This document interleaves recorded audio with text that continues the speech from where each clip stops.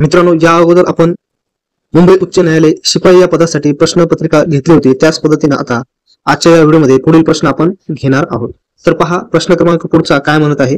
न्यायमूर्ती महादेव गोविंद रानडे यांचा जन्म कोठे झाला? तर 4 ऑप्शन्स दिलेले आहेत: नाशिक, रत्नागिरी, निफाड, गोंदे. तर या प्रश्नाचं योग्य उत्तर आहे न्यायमूर्ती महादेव गोविंद रानडे यांचा जन्म निफाड या ठिकाणी झालेला आहे. त्याच्यानंतर पुढचा प्रश्न पहा, या ठिकाणी अतिशय महत्वाचा काय आहे. निष्क काय आहे?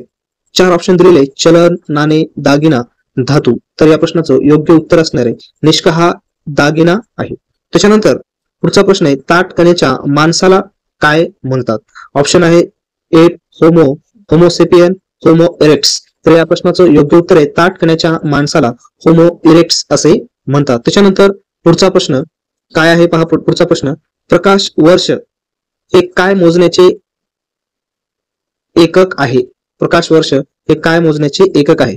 यामध्ये वेळ, प्रकाशीय तीव्रता, खोली आणि खगोलीय अंतर. तर या ठिकाणी खगोलीय झालेला इथं अंतर अशा प्रकारे करायचं. तर या प्रश्नाचं योग्य उत्तर आहे प्रकाश वर्ष मोजण्यासाठी जे काही एकक आहे तो आहे खगोलीय अंतर. त्याच्यानंतर पुढचा प्रश्न मित्रांनो अतिशय महत्वाचा पहा. या ठिकाणी काय म्हटलेले, भारतीय राज्यघटनेच्या कोणत्या कलमानुसार उच्च न्यायालयांना मूलभूत हक्कांची अंमलबजावणी करता येते? तर या प्रश्नाचं योग्य उत्तर आहे कलम 226. अशाच प्रकारचे व्हेरी IMP मित्रांनो कंटेंट्स आपण मुंबई उच्च न्यायालय असो किंवा नागपूर बेंच हायकोर्ट साठी असो, त्यासाठी आपण अतिशय महत्वाचा कंटेंट्स तयार केलेला आहे, जेणेकरून तुमची 100% त्या ठिकाणी तयारी व्हावी. तर यासाठी मुंबई उच्च न्यायालय लिपिक असो त्यासाठी प्रश्नपत्रिका सेट असेल. 90 मार्काची परीक्षा आहे. मराठी व्याकरण सोडून बाकी टोटल इंग्रजीमध्ये असणार आहे. तर सेम ऍज इट इज त्याच पॅटर्न नुसार आपण क्वेश्चन सेट तयार केलेला आहे. तसेच डिस्ट्रिक्ट न्यायालय असो वा हायकोर्ट न्यायालय असो त्या संदर्भामध्ये जे काही टायपिंग आहे त्या टायपिंग संदर्भामध्ये देखील आपण तयार केलेले आहेत आणि त्याची लिंक डिस्क्रिप्शन बॉक्स मध्ये दिली, त्या ठिकाणी जाऊन तुम्ही डाउनलोड करू शकता आणि तुमच्या तयारीला तुम्ही सुरुवात करू शकता. आणि शिपाई पदासाठी देखील प्रश्नपत्रिकांचा सेट आपण व्यवस्थित तयार केलेला आहे, त्याची लिंक सुद्धा डिस्क्रिप्शन बॉक्स मध्ये दिली, त्या ठिकाणी जाऊन तुम्ही डाउनलोड करू शकता. आणि दुसरी महत्वाची गोष्ट म्हणजे जे काय आपण प्रीमियम टेलिग्राम चॅनल मित्रांनो तयार केलेले आहे, त्या प्रीमियम टेलिग्राम चॅनल्सवर आपण जे काही आता लाईव्ह तुमच्यासोबत जे काही प्रश्नपत्रिका सिरीज घेत आहोत त्याची प्रश्नपत्रिका आणि आन्सर की त्या प्रीमियम टेलिग्राम चॅनलवर आपण अपलोड केलेली आहे, त्या ठिकाणी जाऊन तुम्ही पाहू शकता, प्रश्नपत्रिका सोडू शकता आणि तुमची चांगल्या प्रकारे तुम्ही तयारी करू शकता. आणि अजून दुसरं ऑदर्स कंटेंट बद्दल तुम्हाला माहिती पाहिजे असेल तर तुम्ही कमेंट्स बॉक्स मध्ये कमेंट करू शकता, त्यावर देखील उपाय करण्याचा आपण प्रयत्न करूया. तर पहा पुढचा अतिशय महत्वाचा प्रश्न, भारताचे संविधान डायडॅश या रोजी अंमलात आले. त्याच्यानंतर डायडॅश हा दिवस आंतरराष्ट्रीय महिला दिन म्हणून साजरा केला जातो. तर कोणता आहे? 8 मार्च हा दिवस आंतरराष्ट्रीय महिला दिन म्हणून काय केला जातो? साजरा केला जातो. त्याच्यानंतर पुढचा प्रश्न काय आहे? पुढचा प्रश्न, कोल्हापूर ते गोवा या महामार्गावर कोणता घाट आहे? अशाच प्रकारचे प्रश्न तुम्हाला प्रश्नपत्रिकेमध्ये स्वरूपातील येऊ शकतात. तर या प्रश्नाचं योग्य उत्तर आहे फोंडा.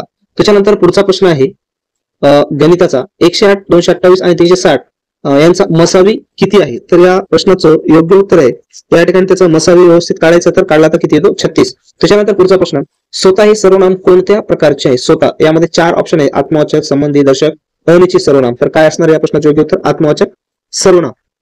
त्याच्यानंतर पुढचा प्रश्न, नामाचे मुख्य प्रकार किती आहेत?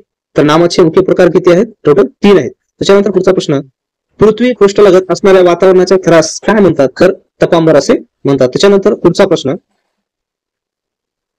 प्रश्न आहे मित्रांनो अतिशय महत्वाचा पहा, न्यायिक पुनर्विलोकनाची संकल्पना पुढीलपैकी कोणत्या देशाच्या संविधानापासून प्रेरित आहे? तर ऑप्शन आहे अमेरिका, ब्रिटन, जपान आणि रशिया. तर या प्रश्नाचं योग्य उत्तर आहे अमेरिका. त्याच्यानंतर पुढचा प्रश्न, भारताच्या घटना समितीचे अध्यक्ष कोण होते? या ठिकाणी सुद्धा 4 ऑप्शन्स दिलेले आहेत, तर त्यापैकी योग्य ऑप्शन आपल्याला काय करायचं यामध्ये निवडायचं आहे. तर घटना समितीचे अध्यक्ष कोण होते? डॉक्टर राजेंद्र प्रसाद. त्याच्यानंतर पुढचा प्रश्न, स्वतंत्र भारताचे पहिले गव्हर्नर जनरल कोण? अॅनी बेझंट, राज गोपालचारी, पंडित जवाहरलाल नेहरू, अलेक्झांडर. तर या प्रश्नाचं योग्य उत्तर आहे राज गोपालचारी. त्याच्यानंतर पुढचा प्रश्न अतिशय महत्वाचा प्रश्न आहे, भारतात तांब्याच्या खाणी कोठे आहेत? तर या प्रश्नाचं योग्य उत्तर आहे खेत्री या ठिकाणी भारतात तांब्याच्या खाणी आहे. त्याच्यानंतर भिल्लांचा उठाव कोठे झाला? तर भिल्लांचा उठाव हा खानदेशामध्ये झाला. त्याच्यानंतर पुढचा प्रश्न, कोणत्या प्राण्याला राष्ट्रीय वारसा दर्जा भारत सरकारने बहाल केलेला आहे? तर हत्ती या प्राण्याला भारत सरकारने राष्ट्रीय वारसा दर्जा बहाल केलेला आहे. त्याच्यानंतर शेवटचा प्रश्न, आजच्या या सेशन्स मधला महाराष्ट्र शासनातर्फे कोणता दिवस माहितीचा अधिकार दिन म्हणून साजरा केला जातो?